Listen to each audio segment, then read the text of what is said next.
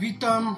Dzisiaj bierzemy się za taką prawdziwą polską zupę, jaką jest krupnik. Pokażę Wam, jak zrobić krupnik według przepisu mojej babci. Pamiętajcie, że przepis na ten krupnik to jest przepis z dawnych czasów, czyli nie było wiele w sklepach. Krupnik to była sycąca, tania zupa na tamte czasy. Teraz robi się na różne sposoby, różne mięsa się dodaje, warzywa, przyprawy, dodaje się różnych kostek rosołowych, różnych takich wzmacniaczy smaku. W tamtych czasach tego nie było, gotowało się z rosołowego, skóry,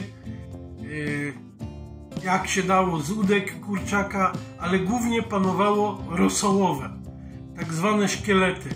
Ja ten krupnik robię tak jak kiedyś był swojski krupnik. Miała to być zupa szybka, sycąca i przede wszystkim tania. Więc mój przepis będzie dokładnie taki jak kiedyś. A więc co będziemy potrzebowali? Tu mam już obrane i pokrojone w kostkę kilo ziemniaków, marchewkę, jedną dużą marchewę startą, wędliny, tu mam trochę boczku, trochę zwykłej kiełbasy, trochę krakowskiej, którą robiłem sam podsuszanej, do tego dwie takie średnie cebule, no i oczywiście kaszy tu mam 250 gram. Będę to gotował w garku 3,5 litra, 3,5-4 litry, mniej więcej tyle kaszy starczy na taki duży gar. Nie zapominamy jeszcze o pietruszce. Mamy pietruszkę, seler możemy wrzucić, jeżeli chcecie, możecie dorzucić tu papora, zależy kto co lubi. Ja to robię, tak jak mówię, z przepisu babci. Więc te rzeczy, które były dostępne w tamtych czasach, co było, to się wrzucało. I też teraz ten krupnik oczywiście może być porównywany, że ktoś to robi na schabie, ktoś robi na całych udkach. Ale przypominam, że tamte czasy to były czasy, gdzie rosołowe było ciężko zdobyć, a więc ten krupnik gotujemy w wersji oryginalnej. Więc cebula na pewno była, marchewka była i pietruszki też trochę zawsze się zdobyło. Seler, wiadomo, to już według waszego uznania. Dokładnie krok po kroku zaraz wam pokażę, co, gdzie, jak wrzucamy i dodajemy. Zupę zaczynamy od ugotowania wywaru. Wywar robimy oczywiście na rosołowym lub udkach kurczaka, jak ktoś woli, i normalnie robimy bulion taki jak na rosół, czyli dodamy ziele angielskie, liść laurowy, pieprz i to jest nasz, że tak powiem, nasza podstawa do robienia krupniku. Rosołowe mamy już umyte, wypłukane. Teraz wlewam wody i gotujemy rosołowe. Dodajemy liść laurowy, jakieś 4-5 liści laurowych, a te mniejsze to damy 6. Ziela angielskiego generalnie z 8 kulek. No i pieprz tu mielony wsypuję. Jeżeli ktoś ma w kulkach, może dać w kulkach. I gotujemy normalny bulion. Tyle starczy jako podstawa do krupniku. Cebulę obieramy, sikamy ją w bardzo drobną kosteczkę. To samo robimy z kiełbasą, boczkiem, czyli z wędliną. Tej wędliny tak około 200-300 gram, to już zależy od was. Bardzo drobną kosteczkę. Marchewkę, jak widzicie, mam już startą i Teraz bierzemy się za smażenie, jeżeli już posiekamy, na patelni.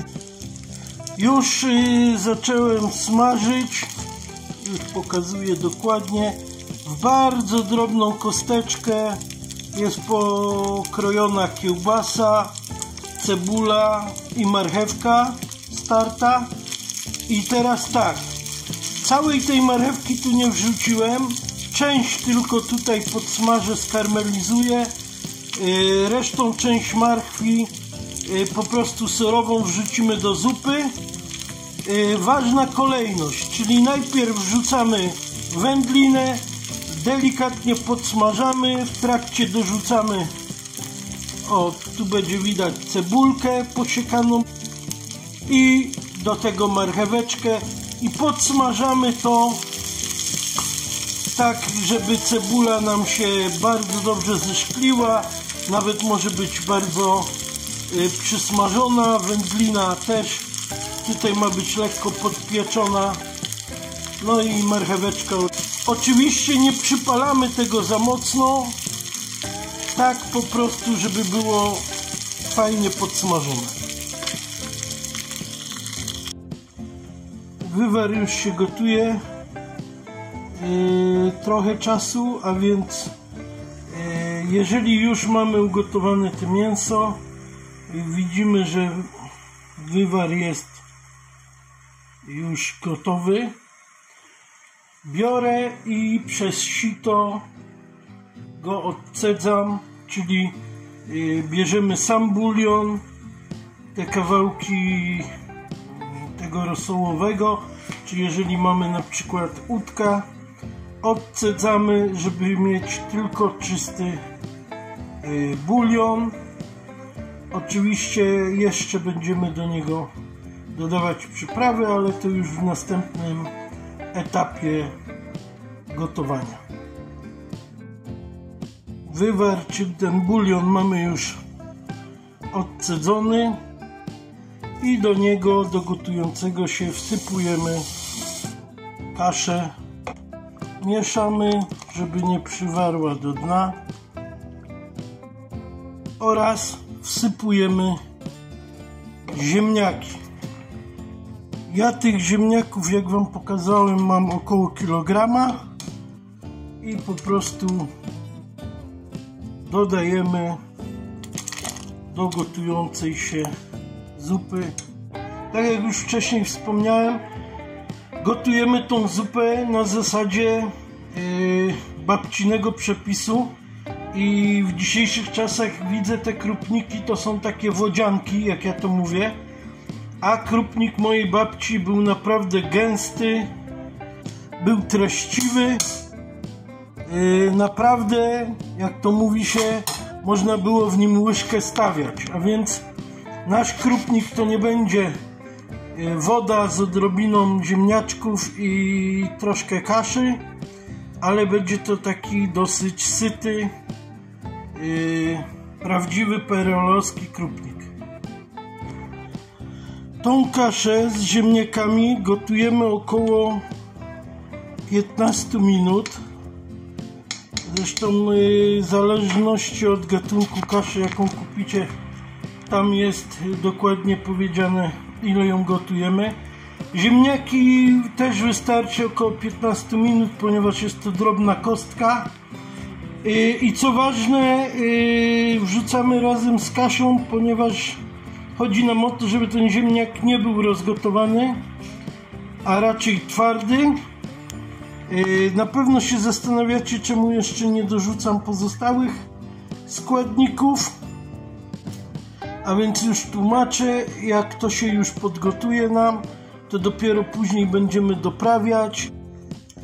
Więc tak, tu ziemniaki z kaszą już się gotują jakieś 10 minut, a więc najwyższa pora, żeby wsypać to wszystko, co smażyliśmy, czyli marchew, cebulę i wędlinę. Tak jak cały czas przypominam, bo wiem, że komentarze mogą być różne, to jest przepis z dawnych lat, a więc krupnik był z tym, co było na dany czas w domu. Po prostu ma być smaczna, syta. Na razie jeszcze nie przyprawiamy i marchewkę, tak jak powiedziałem, tą niesmażoną wrzucimy jakieś 3 minuty przed końcem gotowania. Już czuć aromat, już pięknie tutaj ta kiełbaska z boczkiem i z tą cebulką smażoną oddaje aromat, a więc jeszcze trochę pogotujemy. Sprawdzamy, czy ziemniaki już są miękkie. Znaczy nie mają być za miękkie, to jest ważne. One nie mogą się rozpadać. Tak jak powiedziałem, około 15 minut gotujemy. Kasza powinna już dojść, być gotowa. I jeżeli nam tu fajnie jeszcze napuchnie, to pamiętajcie, że krupnik to taka zupa, gdzie prawdziwej gęstości nabiera dopiero po skończeniu gotowania, a więc jeżeli zostawimy tą kaszę, to ona później jeszcze naciągnie wodę i spuchnie, więc to, że nam się tu gotuje i to jest rzadkie, nie świadczy o tym, że końcowy efekt będzie taki sam. W międzyczasie możemy pietruszkę, tu mam świeżą z doniczki, posiekać. Pochwalę się, dostałem nowe noże od kolegi w prezencie, jak się dowiedział, że gotuję. Pozdrowienia dla Łukasza. Dzięki za prezent. Jak widzicie, tą pietruszkę siekam. Damy ją na sam koniec, jak już praktycznie przestaniemy gotować zupę. Wsypiemy ją do garka, żeby oddało aromat.